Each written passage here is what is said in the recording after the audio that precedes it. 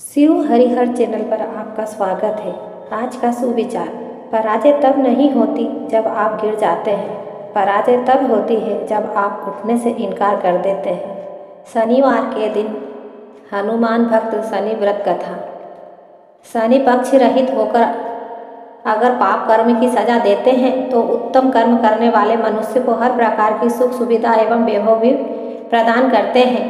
शनि देव की जो भक्ति पूर्वक व्रत उपासना करते हैं वह पाप की ओर जाने से बच जाते हैं, जिससे शनि की दशा आने पर उन्हें कष्ट नहीं भोगना पड़ता। शनि व्रत कथा। भगवान सूर्य तथा छाया के पुत्र है। इनकी दृष्टि में जो क्रूरता है वह इनकी पत्नी के श्राप के कारण है। ब्रह्म पुराण के अनुसार बचपन से ही शनिदेव भगवान श्री कृष्ण के भक्त थे। बड़े होने पर इनका विवाह चित्ररथ की कन्या से किया गया। इनकी पत्नी सती साध्वी और परम तेजस्विनी थी। एक बार पुत्र प्राप्ति की इच्छा से वे इनके पास पहुंची, पर ये श्री कृष्ण के ध्यान में मग्न थे। इन्हें ब्रह्म जगत की कोई सुध नहीं थी। पत्नी प्रतीक्षा कर थक गई, तब क्रोधित हो उसने इन्हें श्राप दे दिया कि आज से तुम जिसे देखोगे वह नष्ट हो जाएगा। ध्यान टूटने पर जब शनिदेव ने उसे मनाया और समझाया तो पत्नी को अपनी भूल का पश्चाताप हुआ, किंतु श्राप के प्रतिकार की शक्ति उसमें न थी। सिर नीचा करके रहने लगे, क्योंकि वे नहीं चाहते थे कि उनके द्वारा किसी का अनिष्ट हो। शनि के अधिदेवता प्रजापति ब्रह्मा और प्रत्यधि देवता यम है। इनका वर्ण इंद्र नीलमणि के समान है। वाहन गिद्ध तथा रथ लोहे का बना हुआ है। ये अपने हाथों में धनुष, बाण, त्रिशूल तथा वर मुद्रा धारण करते हैं। यह एक राशि में 30 महीने रहते हैं। यह मकर व कुंभ राशि के स्वामी है तथा इनकी महादशा 19 वर्ष की होती है।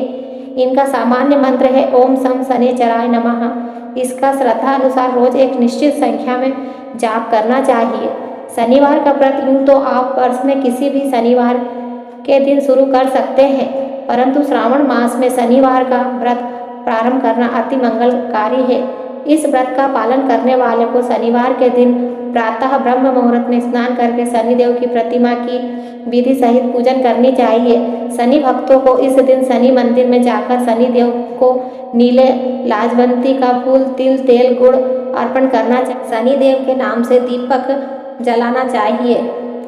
शनिवार के दिन शनिदेव की पूजा के पश्चात उनसे अपने अपराधों एवं जाने अनजाने जो भी आपसे पाप कर्म हुआ हो उसके लिए क्षमा याचना करनी चाहिए। शनि महाराज की पूजा के पश्चात राहु और केतु की पूजा भी करनी चाहिए। इस दिन शनि भक्तों को पीपल में जल देना चाहिए। शनिवार के दिन भक्तों को शनि महाराज के नाम से व्रत रखना चाहिए। शनि की अत्यंत सूक्ष्म दृष्टि है। शनि अच्छे कर्मों के फलदाता भी है। शनि बुरे कर्मों का दंड भी देते हैं। शनि देव की कृपा प्राप्त करने के उपाय। जीवन के अच्छे समय में शनि देव का गुणगान करो। आपातकाल में शनि के दर्शन करो। मुश्किल पीड़ादायक समय में शनि देव की पूजा करो। सुखद प्रसंग में भी शनि देव पर विश्वास करो। शनि महाराज को खुश करने के लिए हनुमान भक्त शनि की यह कथा भी सुने। शनि के नाम से ही हर व्यक्ति डरने लगता है। शनि की दशा एक बार शुरू हो जाए तो 7.5 साल बाद ही पीड़ा छोड़ती है, लेकिन हनुमान भक्तों को शनि से डरने की तनिक भी जरूरत नहीं। शनि ने हनुमान को भी डराना चाहा, लेकिन मुंह की खानी पड़ी। आइए जाने कैसे। महान पराक्रमी हनुमान अमर है।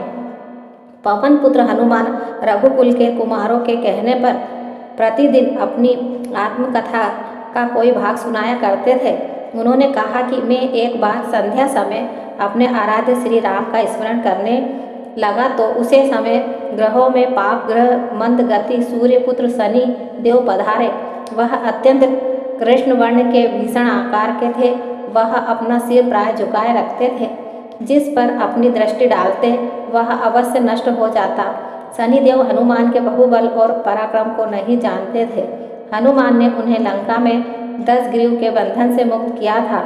वह हनुमान जी से विनयपूर्वक किंतु कर्कश स्वर में बोले, हनुमान जी, मैं आपका सावधान करने आया हूँ। त्रेता की बात दूसरी थी, अब कलयुग प्रारंभ हो गया है। भगवान वासुदेव ने जिस क्षण अपनी अवतार लीला का समाधान किया उसी क्षण से पृथ्वी पर कली का प्रभाव हो गया है। यह कलियुग है। इस युग में आपका शरीर दुर्लभ है और मेरा बहुत बलिष्ठ हो गया है। अब आप पर मेरी 7.5 की दशा प्रभावी हो गई है। मैं आपके शरीर पर आ रहा हूँ। शनिदेव को इस बात का तनिक भी ज्ञान नहीं था कि रघुनाथ के श्री चरणों पर काल का प्रभाव नहीं होता। करुणा विधान जिनके हृदय में एक क्षण को भी आ जाते हैं, काल की कला वहाँ सर्वदा निष्प्रभावी हो जाती है। प्रारंभ के विधान वहाँ प्रभु विहीन हो जाते हैं। सर्वसमर्थ पर ब्रह्म के सेवक का नियंत्रण, संचालन, पोषण प्रभु ही करते हैं। उनके सेवकों की ओर दृष्टि उठाने का साहस कोई सुर असुर करे तो स्वयं अनिष्ट भाजन होता है। शनिदेव के अग्रज यमराज भी प्रभु के भक्त की ओर देखने का साहस नहीं कर पाते। हनुमान जी ने शनि को समझाने का प्रयत्न किया, आप कहीं अन्य जाएं। ग्रहों का प्रभाव पृथ्वी के मरणशील प्राणियों पर ही पड़ता है। मुझे अपने आराध्य का स्मरण करने दे। लेकिन शनिदेव को इससे संतोष नहीं मिला। वह बोले, मैं सृष्टिकर्ता के विधान से विवश हूँ। आप पृथ्वी पर रहते हैं, अतः आप मेरे प्रभुत्व क्षेत्र से बाहर नहीं हैं। पूरे 22.5 वर्ष व्यतीत होने पर 7.5 वर्ष के अंतर से 2.5 वर्ष के लिए मेरा प्रभाव प्राणी पर पड़ता है, किंतु यह गौण प्रभाव है। आप पर मेरी 7.5 आज इसी समय से प्रभावी हो रही है। मैं आपके शरीर पर आ रहा हूँ, इससे आप टाल नहीं सकते। फिर हनुमान जी कहते हैं, जब आपको आना ही है तो आइए। अच्छा होता कि आप मुझ वृद्ध को छोड़ ही देते। फिर शनिदेव कहते हैं, कलयुग में पृथ्वी पर देवता या उपदेवता किसी को नहीं रहना चाहिए। सबको अपना आवास सूक्ष्म लोकों में रखना चाहिए। जो पृथ्वी पर रहेगा वह कलयुग के प्रभाव में रहेगा और उसे मेरी पीड़ा भोगनी पड़ेगी। और ग्रहों में मुझे अपने अग्रज यम का कार्य मिला है। मैं मुख्य मारक ग्रह हूँ और मृत्यु के सबसे निकट वृद्ध होते हैं, अतः मैं वृद्धों को कैसे छोड़ सकता हूँ। हनुमान जी पूछते हैं, आप मेरे शरीर पर कहाँ बैठने आ रहे हैं।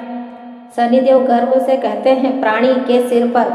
मैं 2.5 वर्ष प्राणी के सिर पर रहकर उसकी बुद्धि विचलित बनाए रखता हूँ। मध्य के 2.5 वर्ष उसके उदर में स्थिर रहकर उसके शरीर को अस्वस्थ बनाता हूँ। वह अंतिम 2.5 वर्ष पैरों में रहकर उसे भटकाता हूँ। फिर शनिदेव हनुमान जी के मस्तक पर आ बैठे तो हनुमान जी के सिर पर खोज हुई। इसे मिटाने के लिए हनुमान जी ने बड़ा पर्वत उठाकर सिर पर रख लिया।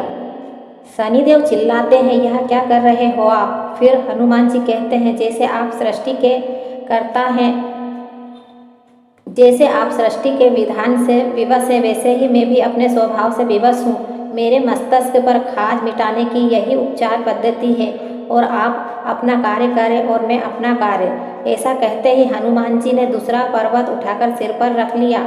इस पर शनिदेव कहते हैं, आप इन्हें उतारिए, मैं संधि करने को तैयार हूँ।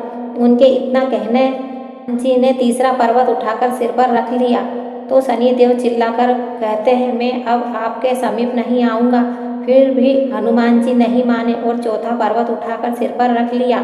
शनिदेव फिर चिल्लाते हैं, पवन कुमार त्राहि माम ताहि माम। मैं उसको भी पीड़ित नहीं करूँगा जो आपका स्मरण करेगा। मुझे उतार जाने का अवसर दे। हनुमान जी कहते हैं, बहुत शीघ्रता की, अभी तो 5वां पर्वत शिखर बाकी है। और इतने में ही शनि मेरे पैरों में गिर गए और कहा, मैं सदैव आपको दिए वचनों को स्मरण रखूँगा। आघात के उपचार के लिए शनिदेव तेल मांगने लगे। हनुमान जी तेल कहाँ देने वाले थे, वहीं शनिदेव आज भी तेल दान से संतुष्ट होते हैं। यह हनुमान भक्त शनिदेव की कथा समाप्त हुई। श्री शिवाय नमस्तुभ्यम। हर हर महादेव।